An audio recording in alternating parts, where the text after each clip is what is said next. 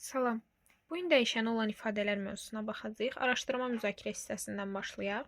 Deyir ki, 10 yeşiyin hər birində eyni sayda qutularda alma şirəsi var. Deməli, bizə qutu şəkli verilib. Bu qutudan bizdə 10 ədəd var. 9 yeşik tam, 10-cu yeşikdən isə 3 qutu satılıb. 9 ədəd bu yeşikdən tam, 10-cu qutudan isə 3 ədəd 3 qutu şirə satılıb. Birincidə deyir ki, satışdan daxil olan məbləği riyazi ifadə ilə necə yazmaq olar? İkincidə isə hər yeşikdə 8 qutu olarsa, bu məbləği necə hesablamaq olar? Hər yeşikdə 8 qutu olarsa, biz 9 qutunu tam satmışıq. Deməli, 9 vurulsun 8, üzərinə gəlsin. 10-cu yeşikdən isə 3 qutu satılıb, üzərinə gəlsin 3. Bu bizim satdığımız qutuların sayıdır. 72, biz 75 qutu satmışıq. Hər yeşikdə 8 qutu olarsa, bu məbləği necə hesablamaq olar? 72 qutuda satmışıqsa, bu məbləği 72-ni bir qutu meyvə şirəsinin qiymətinə, yəni 1.70-ə vuraraq tapmaq olar. Birinci sualda isə soruşur ki, satışdan daxil olan məbləği riyazi ifadə ilə necə yazmaq olar? Bizə bu sualda hər yeşikdə olan qutu sayı verilməyib. Yəni, biz bu sual üçün hər yeşikdə olan qutu sayını x götürəcəyik. Hər yeşikdə x sayda meyvə şirəsi var. Satışdan daxil olan məbləği riyazi ifadə ilə yazmağımızı istəyir. Biz neynədik? Tam satdığımız qutuların sayını hər qutuda olan meyvə şirəsinə vurduq. Hər qutuda olan meyvə şirəsinin sayı da x olduğu üçün biz 9-u vuracağıq x-ə. 9 vurulsun x. 10-cu yeşikdən isə 3 qutu satılıb. 10-cu yeşikdən də üzərinə gəlinsin. 10-cu yeşikdən yenə də bilmirik qutuda neçə meyvə şirəsi var, amma heç bizə bilməyimizdə ehtiyac yoxdur. Çünki 3 qutu satıldığını özü deyir. 3 qutu satılıb. Burada əgər x-i bilsəydik, yerinə qoyacaqdıq və nə qədər satışdan gəlir əldə elədiyini biləcəkdik. Amma verilmədiyi üçün və onsuz da bizdən cavab riyazi ifadə şəklində istədiyi üçün bizim cavabımız 9x üzərinə gəlsin 3 olacaq. Burada öyrənmə hissəsindəki qeydlər çox aydındır, ona toxunmayacağıq. Amma burada diqqət hissəsi var. Bunu mən keçən videoda qeyd eləmişdim. Vuruqlardan biri və ya bir neçəsi dəyişən olarsa, adətən vurulma işarəsi yazılmır. Məsələn, 3 vurulsun n və yaxud da n vurulsun 3 hasillərini 3n kimi də yazmaq olar. Bu halda ədədi vuruq hərfin qarşısında yazılır. Mən bunu keçən videoda demişdim. İndi keçək misallara. Başlayaq birinci misaldan. Heç bir variant bir-birinə bənzəmədiyi üçün hamısını izah eləməyə çalışacağam. Deməli, bizdə oxunuşunu, ifadənin və açıqlamasını istəyir. İlk öncə variantında bizə nə verilib? X çıxılsın 2.5, vurulsun 7. Bunu biz necə oxuyuruq? X və 2,5-in fərqi ilə 7-nin hasili. Bu açıqlamasını oxlarla verib, biz də oxlarla verəcəyik. X və 2,5-in fərqinin 7 ilə hasili.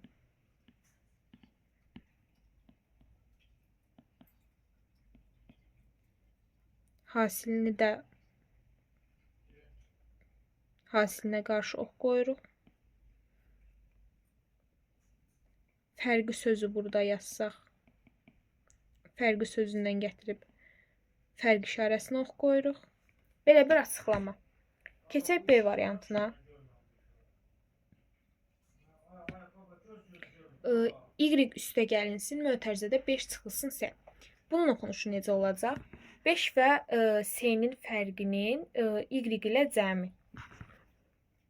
5 və nin fərqinin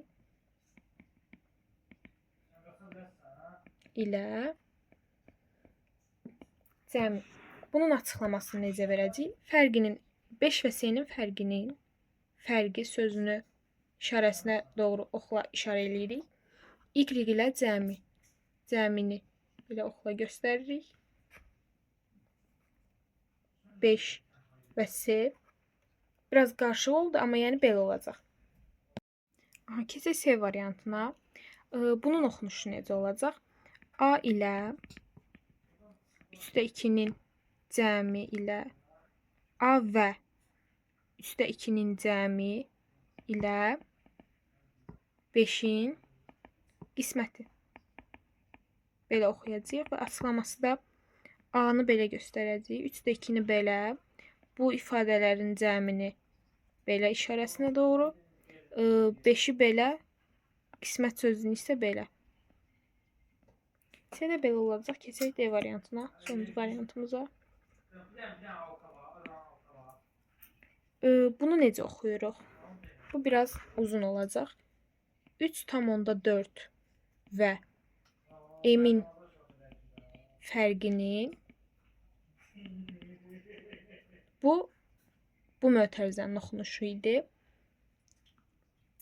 4 və 3-ün cəmi bu mötərizənin oxunuşu idi. Cəmi ilə hasili. Hasil sözü ilə ortasındakı hasil işarəsini təmsil eləyir. Bunu işarə eləməyə, açıqlamağa başlayaq oxlarla. 3,4-dən indi oxu çəkmirəm, çox qarışıq görünəcək. 3,4 rəqəminə doğru M hərfindən M hərfinə doğru oxlarla işarə eləyəcəyik. Daha sonra 4 və 3-ü eyni ilə işarə eləyəcəyik. Fərq işarəsini, cəm işarəsini və hasil işarəsini oxlarla da göstərəcəyik. İkinci suala baxaq. Riyazi ifadə şəklində yazın. Verilən sözləri riyazi ifadə şəklində yazmalıyıq. A variantına baxaq. M ədədinin 5 misli ilə 8-in cəmi. Gəlin sizə bir şey deyim. Hansı ifadələrdə sözlə yazılan ilə sözü görürsünüzsə, bunu belə ayırın. ilə sözünü ayırın. Amma və görəndə bilin ki, bunlar bir ifadənin içində işlənəcək. Arasında və verilmiş hərf və yaxud da rəqəmlər. A-nı yazaq. M ədədinin 5 misli ilə 8-in cəmi. M ədədinin bunu ayıraq. M ədədinin 5 misli bir ifadədir, 8 bir ifadədir. A. M ədədinin 5 misli nədir? 5 misli deyəndə 5-ə vururuq M-i, yəni 5-im. Bu ortadakı nöqtəni qoymasaq da olardı. ilə 8-in cəmi. Ortadakı ilə sözünün yerinə hansı çıxma, vurma, toplama, bölmə, hansı ifadənin olması olduğunu sondakı söz bizə deyir. Burada da cəmi deyib. Üzərinə gəlinsin 8. Misli ilə 8-in cəmi. A belə oldu. Gəlin eyni qayda ilə B-yə baxaq. A və 3 ədədlərinin fərqi ilə 2-nin qisməti. İləni böldük yenə də. A və 3 ədədlərinin fərqi 1 bizim üçün hissədir. A və 3 ədədlərinin fərqi nədir? A çıxılsın 3. Fərqi ilə 2-nin qisməti. Burada ilənin yerinə deməli qismət işarəsi, bölmə olacaq. Amma bölmə olanda bizim hesab sıramız dəyişdiyi üçün biz A minus 3-ü mötərizəyə alacağıq. 2-nin qisməti. Qarşısında 2 yazırıq. Ortasındakı ilə sözünün yerinə də qismət işarəsini, yəni bölmə yazırıq. Keçək C variantına. Burada da ilə sözünə görə 2 ayrı ifadə yazacağımızı bilirik. N və 4 ədədlərinin cəmi bizim bir ifadəmizdir. Bunu mötərizə daxilində yazırıq, çünki bizdən hasil istəyəcək. N və 4 ədədlərinin cəmi ilə 4də 1 ədədinin hasili. İfadəni də belə yazacağıq. D variantında isə x və 7 ədədlərinin cəminin 8 və 5 ədədlərinin fərqi ilə hasili. Aha, indi burada görürük ki, ilə sözü bizə verilməyib. İlə sözünün yerinə də nin şəkilçisi istənə bilər. Biz buradan nini ayırırıq. X və 7 ədədlərinin cəmi. Bunu biz belə yazırıq. Və mötərizədə yazacağıq. Hasil istədiyinə görə bizdə x və 7 ədədlərinin cəmi 8 və 5 ədədlərinin fərqinə hasili.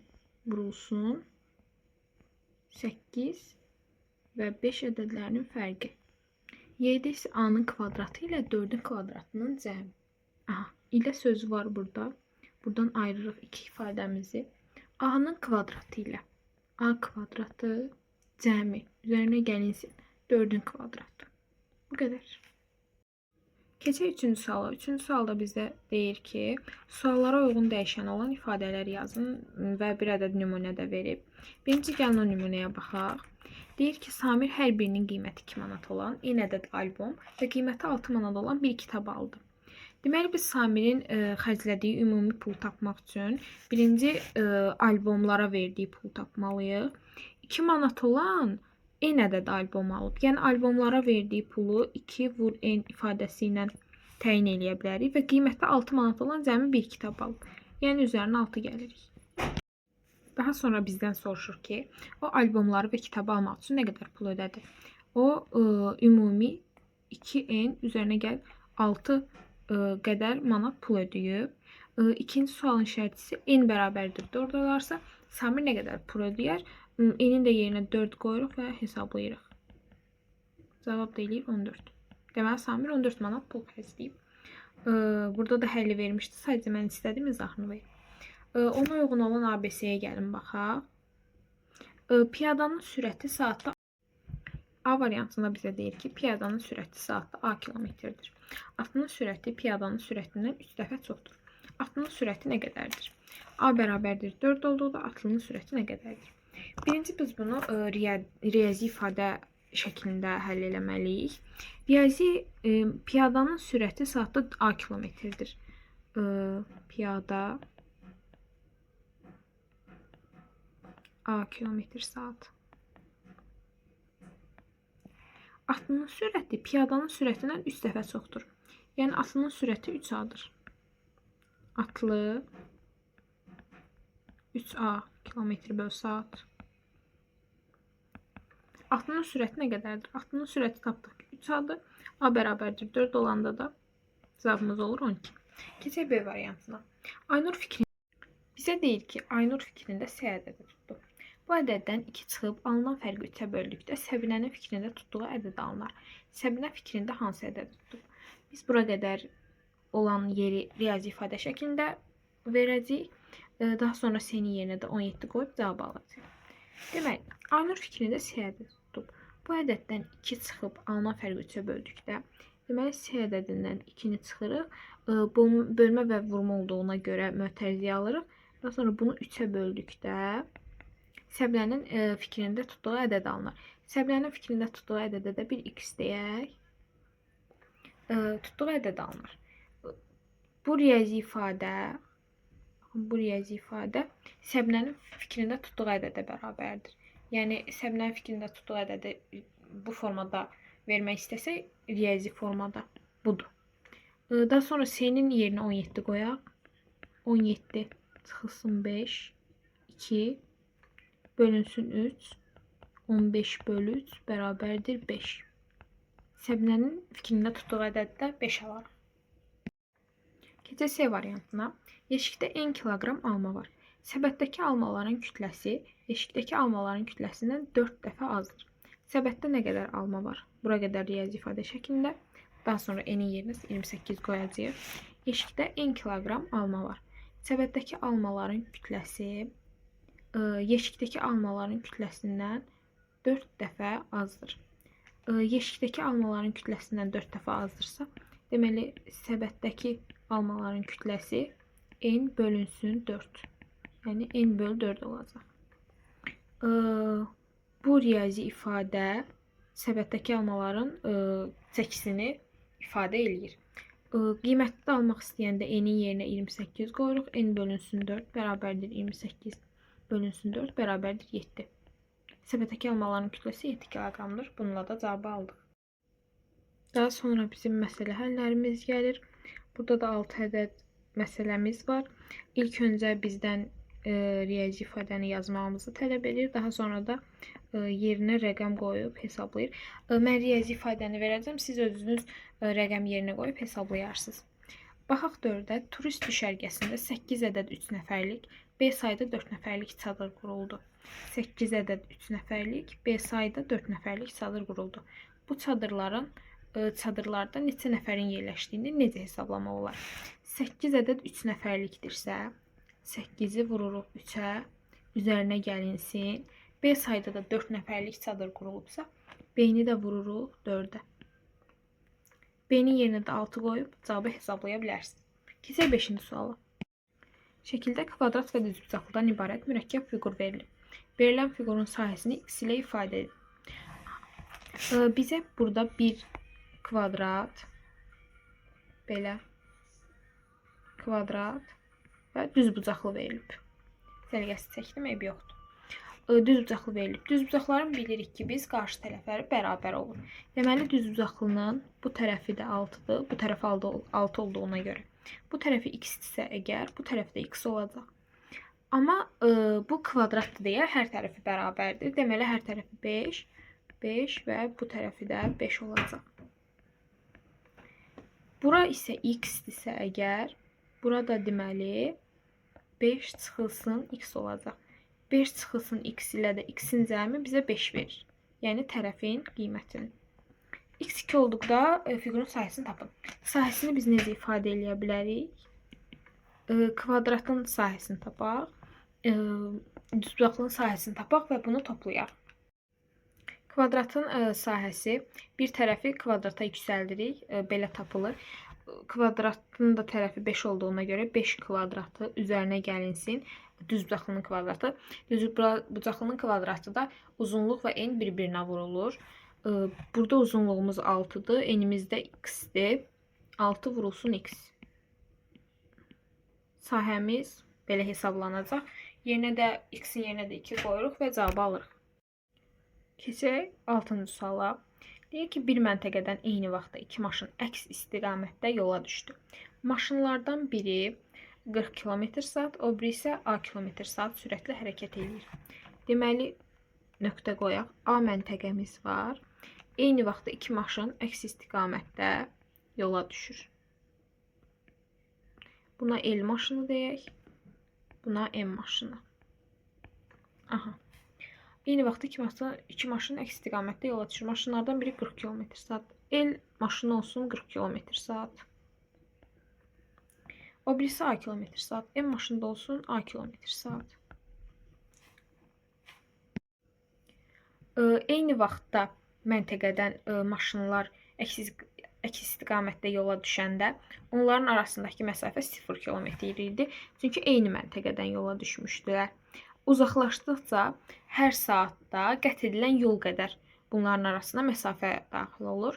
Yəni 1 saatda bunların arasında açılan məsafə 40 üzərinə gəlinsin A kilometrdir. Biz 2 saatı hesablayırıq deyə bu ifadəni biz 2-yə vururuq. Vurulsun 2. Yəni belə də saxlaya bilərik əslində. 80 üzərinə gəlsin 2A olaraq da yaza bilərik. A-nın yerinə də 50 qoyanda bu məsafəni tapırıq. Keçək 7-ci suala. Deyir ki, Samir hər birinin qiyməti 0,45 manat olan n dənə qələm aldı və kassaya 10 manat verdi. Ona qaytarılan pulu tapmaq üçün hansı ifadəni yazmaq olar? Aha. Samir hər birinin qiyməti 0,45 olan n ədəd qələm alıb. Deməli biz 0,45-i n-ə vururuq. Bu bizim xərclədiyimiz puldur, yəni 10 manatdan çıxılan pul. Bizim qalğımızı tapmaq üçün 10 manatdan da bu ifadəni çıxırıq. 10 çıxılsın 0,45 n. N-i də burada yerinə qoyuruq və Samirə nə qədər pul qaytarıldığını tapırıq. Keçək 8-ci suala. Deyir ki, suallara uyğun dəyişəni olan ifadələr yazın. Səbnənin B yaşı var. Qardaşı Səbnədən 5 yaş kiçikdir. Səbnənin qardaşının neçə yaşı var? Səbnənin B yaşı varsa, qardaşı Səbnədən 5 yaş kiçikdirsə, qardaşının yaşı B çıxılsın 5 ifadəsi ilə hesablanacaq. Atası Səbnədən 24 yaş böyükdür. Atasının yaşı isə B üzərinə gəlinsin 24 şəklində hesablanacaq. Anasının yaşı Səbnənin yaşının 3 mislindən bir vahid çoxdur. Səbnənin anasının yaşı Səbnənin yaşının 3 mislindən B vurulsun 3. Yəni 3 mislindən bir vahid çoxdur. Üzərinə gəlsin 1. Səbnənin anasının yaşı da belə hesablanacaq. Səbnənin 11 yaşı olarsa, Səbnənin yaşını, yəni B-nin yerinə də 11-i qoyuruq və bütün cavablarımızı alırıq. 9-da da deyir ki, ifadəyə uyğun məsələ qurun və həll edin. Mən bir dənə A variantı üçün quracam, B, C, D-yə özünüz qurarsınız. A variantında bizə deyir ki, 3n üzərinə gəlsin 2. Biz burada deyə bilərik ki, məsələn, Samir dükandan dənəsi 3 manat olan n ədəd kitab alıb, daha sonra dənəsi 2 manat olan bir ədəd də dəftər alıb. Əslində burada vur 1 var, amma bu onsuz da yazılır. Yəni üzərinə gəlsin 2. Beləliklə xərclədiyi pulda 3-ün üstəgəl 2 qaydası ilə hesablanır. Bugünlük bu qədər. Onlayn dərslərlə və yaxud da sınaq qrupları ilə maraqlanırsınızsa rəydə bildirə bilərsiniz.